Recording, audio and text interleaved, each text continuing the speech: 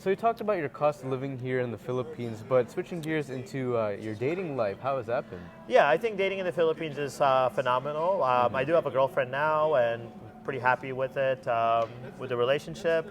But I have, met a lot of different people out here and have had my experiences. So there's definitely some words of wisdom I can offer, I think, to the viewers out here. Right. I think the main thing is that you have to know what you're looking for in a relationship if you're trying to date for a relationship, because there's a lot of different types of people out here, ranging from very like conservative, provincial, very kind of traditional Filipino culture, which is very not compatible with U.S. culture, all the way to very westernized, for example, women who you would not even tell that they're not from the U.S., Yeah. So there's that entire range. So you have to know what you want and how that's going to impact your day-to-day life. Right. Because, for example, if you're with somebody who's a little bit more provincial and traditional, they might not be caught up with all the U.S. references and all the cultural things like that. Yeah. So, for example, using a phrase like, "Oh, you hit it out of the park," right? People would not understand that here because baseball's not really a thing out of the here, park? Yeah. right? It's So raining cats and dogs. Yeah. exactly, right, exactly. But somebody who's westernized more, for example, like let's say they dated a foreigner before, or they come from a family that traveled to the U.S. a lot, they might get it. What do you say that comes with the red flags with the women here? Being a little bit more westernized and having dated a lot of previous foreigners? Really. It really depends on what you want, I Okay. think. Like if you're looking for like a traditional family and you're fine with teaching the person you're with something, you're probably better off going with somebody who doesn't have that much foreign experience and is more traditional. They'll have better values. I find that the women here in the Philippines are not very money oriented. For example, like they're more about family, and that's because it's a Catholic, humble kind of like culture. And Catholicism is a very humble religion, so it's kind of like they're really more about the family and all that. They're not really emphasizing like, oh, buy me this, buy me that, right? But then with the more modernized or westernized women, it can be more of like, oh yeah, I want these brands, I want this, I want that, right? Right. So it depends on where you're going to go. Yeah. So the red flag will depend on what are you looking for, because if you're a guy who, let's say you have a lot of money to spend, let's say you retired a millionaire and you do want to have the high life, then it's not a red flag for you. That's great to have a westernized person who gets you out of the box. You don't have to train them, you don't have to teach them. They understand your culture and you could spend money and have a good time. And that's nothing wrong with that. But if you're looking for a traditional family and more of like those kinds of values, then that's not the right person for you. Then those would be red flags, and the other thing would not. So it all depends on your personal So it depends on your personal preferences. And really quick, before Greg gets to that, if you're planning on moving to BGC and you don't know where to start and what are the initial steps that you need to take as an expat for a successful move out here, click the link down below and claim your free 15-step checklist. By the end of reading this free PDF, you'll have it all figured out of what you need to do not only before coming to the Philippines, but also upon arrival. So claim the free checklist down below, link in the description, and I'll see you on the other side. Yeah. That being said, I mean, what would you say were the cultural differences being in Southeast Asia that you had to navigate as a Westerner? I think the fact that a lot of people are not very straightforward with what they're really thinking here. Okay. Because in Asia, there's the culture of saving face. It's very prevalent here and in Thailand. In Thailand, I think it's even more emphasized. Really? It's even a bigger thing than in the Philippines. But here also, people are afraid to criticize you to your face. And similarly, if you criticize them to their face, they might smile, but secretly be like, I really hate you right now. True. It's so like, true. So, but you might mistake that as like, oh, they're smiling, they took it well, but they really didn't, Yeah, you never really know here. You never really know, like when it comes to being in relationships, like all of a sudden they could just be cold with you, and they will not tell you. She will not tell you why. Have you ever heard of the term tampo? Tampo, yes, that's right. So have you ever experienced that? I haven't really experienced it very much, I think, because also like when I would date somebody, I would set the expectation that I wouldn't tolerate that kind of behavior. That's good, yeah. So whereas a lot of guys who don't know anything about what it's like here or what can happen, when it happens, they might not even know what's happening, so they don't know how to address it. Yeah. And I would say you'll get that more also out of the more traditional girls than the modernized girls as well. True. So would you say the modernized girls are a little bit more direct about how they're feeling? I think they're a little bit more straightforward Yeah. because they're typically like some of those westernized kind of people are watching American TV shows since they're even young, so they kind of grew up with the same idea. Like you probably watch all the same Netflix shows and went to the same movies, things like that. Right. Yeah. Yeah. I mean, I've experienced it as well. Like when it comes to dating a more traditional Filipina, they throw a lot of tampo, which for full disclosure, guys, is tampo is kind of like when they in a sense throw a fit or they just go silent for a bit, kind of like So, but no, you made a good point. When you do make the expectation clear that that's not something you're going to tolerate, then obviously they're less prone to doing that. And I think it's also important to have the discussion with somebody you're dating because they think, because like a Filipino guy will know what tampo is, and when the girl does it, he knows, oh, I should be sweet and I should do this, I should make it, like, they figure out something's wrong, right? Yeah. But a Western guy is just like, what's wrong with you? Come on, what is going on? They don't know what to do. Yeah, So the girl figures out, I think if you tell her, hey, like if you do these kinds of things, I'm not going to understand what you're doing right. Or why it's happening, so we're not going to fix the problem, right? It's not going to be like, if you do it with a Filipino guy, he might fix the issue because he knows what's going on and how to handle it, but their tampo will not be as effective with a foreign guy as it would be with a local guy. That's true. That's true. So like when you explain it to them, like, hey, this isn't going to work for you. I'm not going to tolerate this. This is how we're going to address problems. Then it's fine. And I'm sure, especially as yourself being a business owner, you don't really have time as much to tolerate that, at least in the beginning. Yeah, absolutely. I think, I think that's the other thing is like when you come here to the Philippines, especially as a foreigner, like you're very much in demand here. It's very clear from the moment you set foot out here, especially when you go to like a smaller city and heads are turning everywhere you go. That I feel like you kind of get the sense, like you get to experience what it's like to be a hot woman in the U.S. or Europe, right? It's like you get that, it's like, Asia. Exactly. So then you start understanding why, like, for example, women in the West, especially if they're very attractive, will not put up with, bad behavior from guys. Because they have options. Because they have something else. Well, you're in that position here in the Philippines. Yeah, so it's like, well, there's like 5 other people waiting to take your place. Like, are you sure you want to do that, 100%. And I think that's where we get into the topic of passport bros, which has really been blowing up lately. What's your thoughts on that? I think it's a good movement. It makes a lot of sense. I think there's a couple of risks with it, though, I think, is because like, for example, like I came out here and I kind of got into this whole scene before that became a hashtag. Okay. But what I see now is that if you don't understand the culture and all that, and you don't understand dating, and you're not really actually even a good guy to be with, you might overplay your hand a little bit. And you might get into trouble that you don't know about because you don't understand the culture, the people, if you don't take time to learn. Yeah. Like I have the advantage that because also my ex-wife was from Philippines, or the culture. She was born in the U.S., but Filipino culture. I know a lot about it. So if I'm dating here, I know how to act and how things are. But a lot of the passport bros will see a couple of videos, be like, oh, I'm going over there, and they try to act like they're still in the West. Big mistake. And I've heard some really funny stories from some of the female friends I've had, where they'll say like, oh, well, this guy, he wanted to take me to this dinner, but he expected me to pay half. And, the dinner is at a place that's, let's say $40 for dinner, which in the U.S. is nothing. But here, that's like a week's salary for somebody or whatever, right? Yeah, that's true. So they're like, well, I can't split the bill like this. Like, if you want to take me on a trip, you should pay because I can't afford that. Right. Like, if you're making $500 a month, you're not going to go to Boracay and split a $2,000 trip. But some of these guys will come here and think like, oh no, you shouldn't have to pay for these girls or blah blah blah, because in the West it's more normal to be equal now. But you can't really apply that here, or else your options will be very limited. Like you said, it's more of a traditional society. Exactly. I don't think women here are even used to guys asking to split on a date.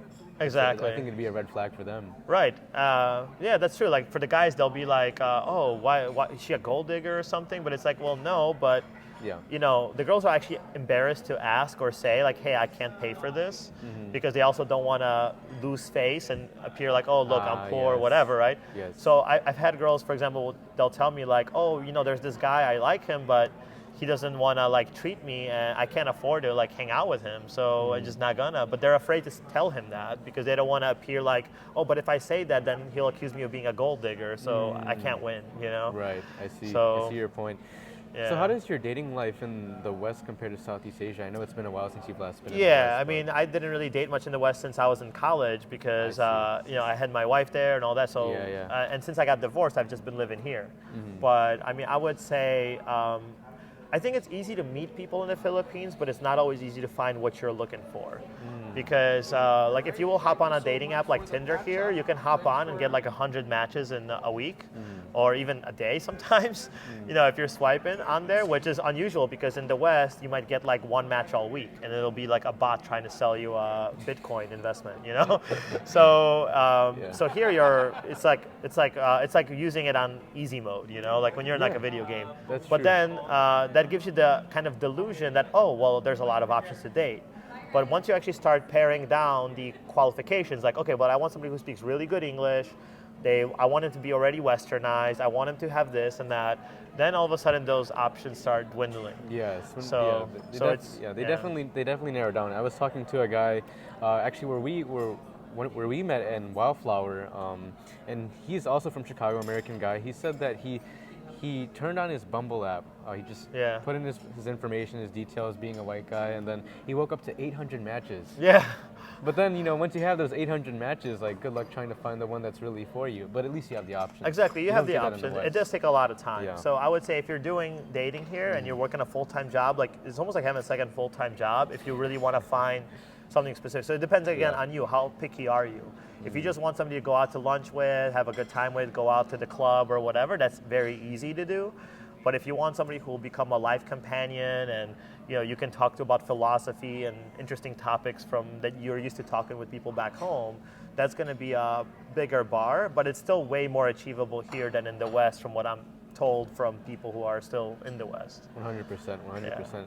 So a little bit about your transition to the Philippines. What would you say were the hardest parts about adjusting to living here? I think getting used to the idea that you can't always get what you want here. Like there'll be things that are just not available. You go to a restaurant and the two best things on the menu are just not available. Yeah. You know, for example, if you want to order like an Apple product. So I'm big on Apple products. I love to have my like newest iPhone and all that. But you're not going to get it on launch day here because No. the iPhone launch day is 4 months later here than in the US, you know. And also even the price is higher than And the in price West. is higher. But I mean, if you're willing to wait, so for example, like I had a friend coming from the US, so I ordered my iPhone to his place in the US, and then when he arrived a month later, he just gave it to me, you know, to drop it off. So that was fine, but I had to wait the month, you know, that was it. So you have to get used to that. Right. And I think, you know, you always have to remember you get what you pay for. So you might be at a restaurant and maybe the food doesn't come out the best or the fastest or the service isn't as great. But then you're paying half the price or a third of the price you're paying True. back home. That's So very true. you have to remind yourself like, okay, I'm getting a discount. Like if I'm getting something 70, 80% off, you know, would I be willing to put up with a little inconvenience? You know, Yeah, if that's a you, great point. Yeah, so it's like in that case, you can reframe it and calm yourself down. But if you're going to expect that it'll be great service, people will know what they're doing, you know, then you might be disappointed at the quality of some things out here. I think we brushed up on it a little bit already, but how would you say you get treated by the locals here? Oh, and that's an important part is that the Filipinos are very friendly and curious about where people come from and open to foreigners because most Filipinos actually have a dream of also traveling abroad and Right. living abroad or visiting. So I think it's great from that perspective. And then the second thing is because they speak English pretty well, it's easy to communicate and bond over things. And so I think I've received always good treatment. I've never been made to feel unwelcome here by anybody. Like nobody's ever told me like, oh, go back to your country and you know you don't belong here or something. Like nobody's ever said anything like that to me. And I've been here like 12 years on and off. So And I think what plays a part in that is that you respect the culture too. You're not like a loud, angry guy going around like service here sucks and stuff like that. yeah, exactly, You know? exactly, yeah. Yeah. So you'd say you get treated pretty well here. by Yeah, the locals. I say you definitely get a fair shake. Yeah. Yeah, that's great. That's great. So I heard you talked a little bit about earlier that you spent some time in Thailand for a year, Right. correct? How did living in Thailand compare to living in the Philippines? So I guess this is one of the mottos of Thailand unofficially is same but different. You know? Yeah. So it's like you go to Thailand, so when you go to like Phuket and out of the airport you're driving into the Phuket town, it looks like the Philippines. It looks like the province of the Philippines. You got tuk-tuks, which are like tricycles. You have like, it really like has the same vibes, but then the people speak a very different language. And even though the people share some kind of ancestral lineage, because genetically they're similar as well, Yeah. Southeast Asians, and they kind of have similar myths and things like that from the past, like the far past, but they're still very different. So the cultures are quite different because in Thailand, most people are Buddhist. So it's a different value system, different religion, different, holidays. They don't celebrate Christmas, for example. I mean, they'll put up Christmas trees in tourist areas, but the local people don't really celebrate Christmas. So it's a different culture entirely. So on the surface, as a visitor, you might not notice it that much, but if you stay there for a while, you start noticing these differences. So I would say it's what I did like about Thailand is they're a little bit more developed because they get a lot more tourism, so more money flows. Right. So you get cell phone signal in the middle of the ocean. You go on a boat tour and you'll get 5G reception on like a little island. That's how good the Wi-Fi is. It's really, really good. No yeah. kidding. Like you almost never lose your cell phone signal, even in like a boat tour. Like I did a boat tour in like it was a Krabi, which is one of the island places in Thailand, and it's like we're on a boat tour and I got 5G signal on the boat. That's amazing. So it's I don't know what's up with fantastic, the Philippines. yeah. We need to get caught up on that. Exactly. So the infrastructure is great, and there's a lot of foreign food options in Thailand. I mean, there's enough here in Philippines, especially in BGC as well. But in Thailand, they have a lot more because they have a lot more expats living there. So a lot of guys will retire, go to Thailand, open up a Western restaurant with their favorite food back home, and they'll make it to that standard. Question, have you ever found deep dish pizza either in Thailand or the Philippines? Yes, actually, here Sbarro's at the mall has deep dish. Yeah, it's just not the same though. It's like, it's not ideal, but it's close. I guess beggars can't be choosers. Yeah, yeah. In Thailand, I never really seeked it out, so I'm not sure, but you might have a better shot in Thailand. Yeah. Probably, yeah. I'd imagine so. So how did your expenses in Thailand compare to here in the Philippines? I would say they were similar. I was paying about the same. Like my apartment actually in Thailand, so I was staying in a place in the central area also, and I was paying, this was in Pattaya, not Bangkok, so it's a smaller city, so there it's a little cheaper. In Bangkok, it would be more expensive than BGC, I think, for equivalent. More expensive than BGC. Yeah, especially if you're staying in like Sukhumvit area, which is where most of the expats like to stay, like the digital nomads. That's the like, the BGC of Bangkok, basically. How would you say that BGC of Bangkok compare in quality of life compared? I to think BGC? Thailand is all about chaos. They love the chaos there. Really? Like you have the motorbikes coming from every direction on the sidewalks, on the streets. Yeah. Lots of tourists, lots of locals, busy markets. It's very lively. Like you're really feeling like you're in the middle of a chaotic scene, which some people love. I personally kind of was like, I like it for like a vacation, but being in that kind of vibe every day where like going down to 7-Eleven, you're elbowing through a bunch of tourists and there's weird stuff going on, traffic, street vendors taking up all the sidewalk, For me, it's kind of like too busy. Right. At But least if you're Bangkok gonna live definitely there feels long term. busier. Yeah. Right. I mean, despite your life being really here in the Philippines with your girlfriend and also your business, you're the kind of guy that can live anywhere in the world with what you're doing, working remotely.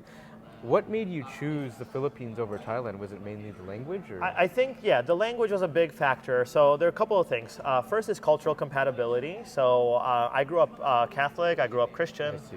So being around people who share the same values and religion, same holidays, like Christmas, I can get into Christmas. I like the Christmas spirit here in the Philippines. Easter, all those holidays, like I understand them. I grew up with them. So very similar there. Yeah, so I don't feel like an outsider. Yeah, but in Thailand, do culturally. they do that? Well, in Thailand, they don't really celebrate the holidays. In tourist areas, they'll put up some decorations or whatever for the sake of the tourists. But they don't really, the local people don't know or care much about that, you know. So you don't have that same connection with the local people. I think also because most Thai people don't speak English. I think the UN statistics or some studies show that 5% or 10% spoke English in Thailand. Whereas in the Philippines, more than 50% speak English. And in a place like Manila, I would say like 90% speak English. Yeah, pretty much everybody does. So, and fluently, like you can really have a real conversation. So I felt like in Thailand, I ended up just hanging out with other expats and tourists. Whereas in the Philippines, I can actually have Filipino friends. Right. You know, That's so a very big component. yeah, like Yeah. even having that small talk with a taxi driver, you can do that in the Philippines, but you can't do it in Thailand because Yeah. most of the drivers don't really speak good English. So you can have a little mini polite conversation there, but you're not going to start talking about, you know, some issue about shipping and import taxes there, right?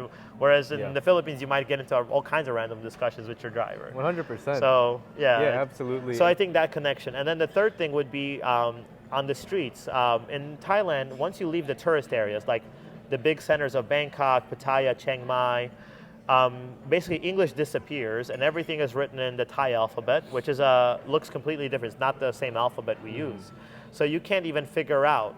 You know, because like in the Philippines, you might see words and you're like, you know, you can kind of figure out what it says or what it means based on the word stem, you know? Or you can take that word and say, oh, I'll take Google Translate, type it in. Oh, that's what that means. Yeah, but in Thailand, You got the squiggly lines for the alphabet, right? So like, if you don't know the Thai alphabet, then you can't even like Google it. You can't even do anything with that. If you do the Google image thing, it might, you know, depending on the angle you took the photo, it might translate it very poorly. So I think communication becomes a big problem long term. So I didn't want to settle in a place where I will always be an outsider, like disconnected from the community. You know, like I feel like here, if I get older and I decide to retire here, I feel like I could move to even a smaller province and still talk to the local people, be part of the community, understand the holidays around me, understand the culture around me. All the street signs are in English. You go to shops, everything's written in English. You know, in the provinces maybe a little bit more Tagalog, but even in the provinces, most of the shop window signs will be in English. Yeah. So exactly. you know, it's like I don't have to think about it. Like sometimes I forget I'm in a foreign country. You know. Yeah, I agree with you 100%. Let alone living in BGC. Yeah, but in Thailand, they never let you forget you're in a foreign country. Yeah, you know, everywhere you look. Yeah. everywhere you look. Yeah. So as far as your health insurance in the Philippines, do you have a plan of coverage for that?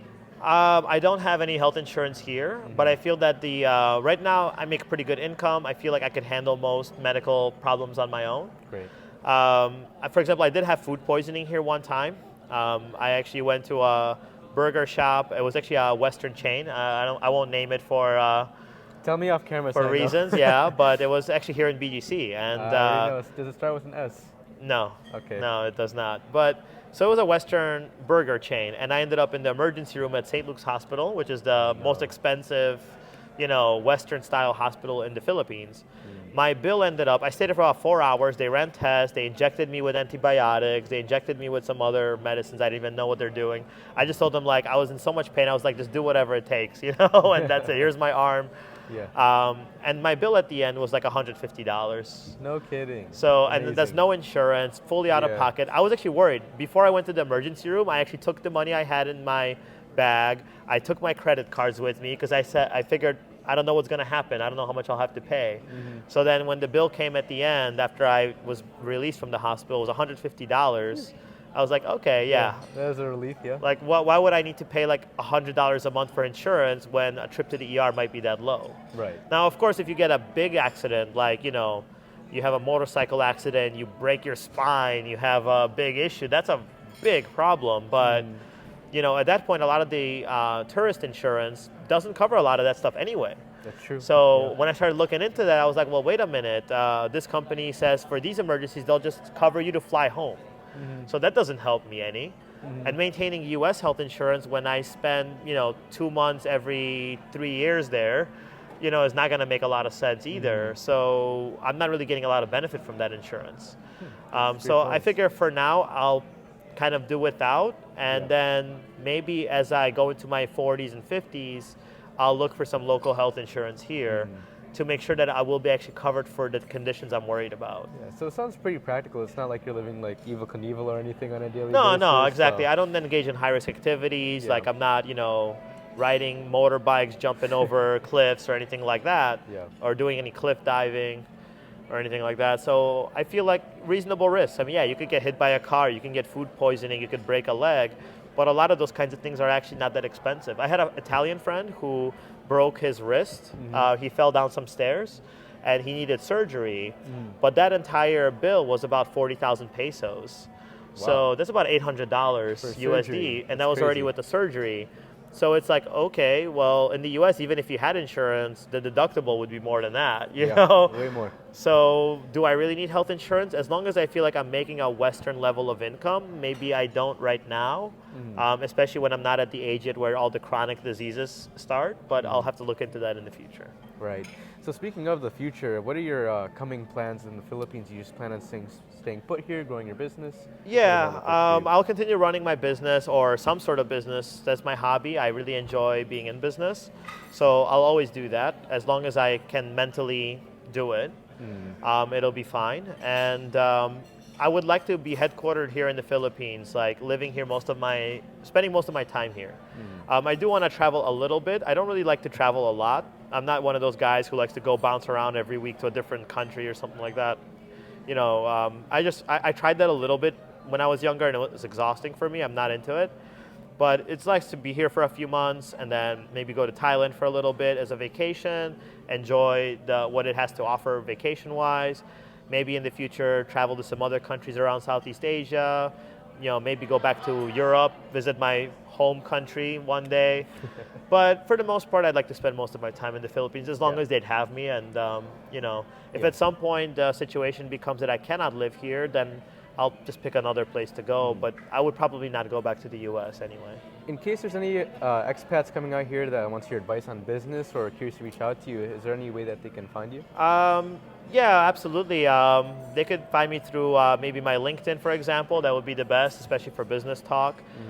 So we could put a link below. So we can put some contact information there. And my advice for the guys who are thinking about starting a business here is don't do it where like you're doing it here, you know, like a business where like you're leveraging things here and selling to the West or something like that is fine, but like don't come here and open a convenience store in like a small province. Sorry store. Yeah. Or like, oh, I'm gonna come here and start a restaurant business, you know, or something like that, because you're not really gonna make a lot of money. It's expensive to do business here locally, like if you're gonna buy all the equipment and supplies and all that, and you know, you're dealing with a different culture, you're dealing with all sorts of stuff. There's a lot of government permits, regulations. The margins here are crazy low as well. Yeah, they're very low. So you're not gonna really make a lot of money out here doing those kinds of businesses. So I would say get that out of your mind immediately. Like don't think like, oh, I do construction back home, I'll come here and be a handyman. You're not gonna make any money. You know, a handyman will charge 500 pesos a day here. It's $10 a day. So unless you're happy to compete with $10 a day, you're not going to make money as a handyman here, you know, like it's just not going to happen for you. So I would say line up your income source in advance, or if you're going to do business, do online business. Because then you have the freedom of location, you can bounce around, different cities within the Philippines, all that. Don't paint yourself into a corner where you go to some small town, you enjoy it now, dig in, the situation changes, now it's hard for you to dig out. 100%. And I gotta say, this is probably some of the best information we've had on the interview. You breezed by it really quickly, said very well, and it was a pleasure having you on, Greg. Great, yeah, thanks for having me, Of course, and maybe you'll appear again and part 2. And yeah, do a part 2 and go into more depth with 100%. a lot of these topics. So. Thank you guys for watching, and we'll see you in the next video. God bless. Thank you.